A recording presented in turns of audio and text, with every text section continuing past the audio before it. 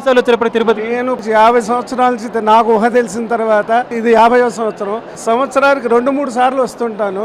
నాకు ఇది జరిగిన తర్వాత రక్తం ఉడికిపోయింది లడ్డు విషయంలో. ఇంతకు ముందు లడ్డు తీసుకెళ్తే ఫ్రిడ్జ్ లేకపోయినా కూడా 1 మంత్ ఉండేది, 1 మంత్ నిల్వ ఉండేది, 1 నెల ఉండేది. 1 నెల పాటు ఆ ఫ్రిడ్జ్ లో పెట్టకపోయినా ఉండేది. గత కొంతకాలంగా నేను రెగ్యులర్ గా వస్తున్నాను కాబట్టి ఖచ్చితంగా చెప్పగలను, గత 5 సంవత్సరాలుగా లడ్డు అసలు తీసుకెళ్తే ఎవరికైనా ఇద్దామంటే కూడా అది 2-3 ఇక్కడ తీసుకెళ్ళిన తర్వాత 3 రోజులకో 4 రోజులకో ఇంటికి వెళ్తాము. అప్పటికే పాడైపోయినట్టుగా అనిపించి వెంటనే ఇచ్చినా కూడా పాపం వాళ్ళు కూడా ఏమిటి ఇలా ఉందనేటువంటి పరిస్థితి. నిజం చెప్పాలంటే అండి, ఆయనకి డబ్బు కొదవేంటండి, ఆయనకు పొదుపు చేయడం ఏంటంటే నాకు అర్థం కాదు. సాక్షాత్తు లక్ష్మీదేవి భర్త, ఆయనకి డబ్బు కొదవ ఏంటండి, అటువంటి చోట పొదుపు ఏంటంటే నాకు అర్థం కాదు. అంతే కదా, కక్కుర్తి పొదుపు డబ్బులు మీకు ఎందుకంటే ఎవరికి కావాలండి. ఆయన తలుచుకుంటే నేను పరకామనికి PVSR ప్రసాదరావు గారు 2012లో పరకామని పెట్టారు. ఆ 2012 నుంచి ఇప్పటి వరకు నేను పరకామని సేవకు వస్తున్నాను.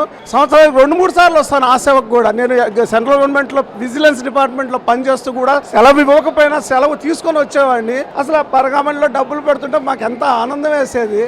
ఆయనకు డబ్బులు కొదవ ఏంటండి, డబ్బుల కోసం కడుతుంటే కక్కుర్తి పడ్డామంటే ఏంటో నాకు అర్థం కాదు. కేజీ 370-60 రూపాయలు 370 కాదు, కొన్ని 3000 అమ్మినా సరే ఏదైతే ఫ్రెష్ గా ఉందో, ఏదైతే జనాలకి ఏదైతే ఆస్వాదిస్తున్నా.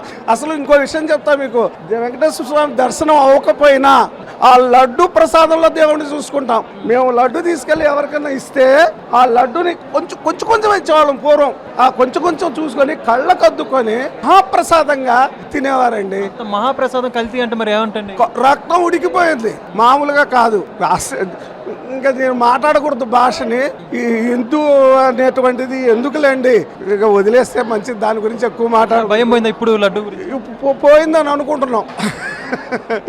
ఎందుకంటే ఇప్పుడు చూశాను, మేము ఎక్కడో క్యూ కాంప్లెక్స్ లో ఉంటే అక్కడికి వస్తున్నది వాసన, నెయ్యి వాసన.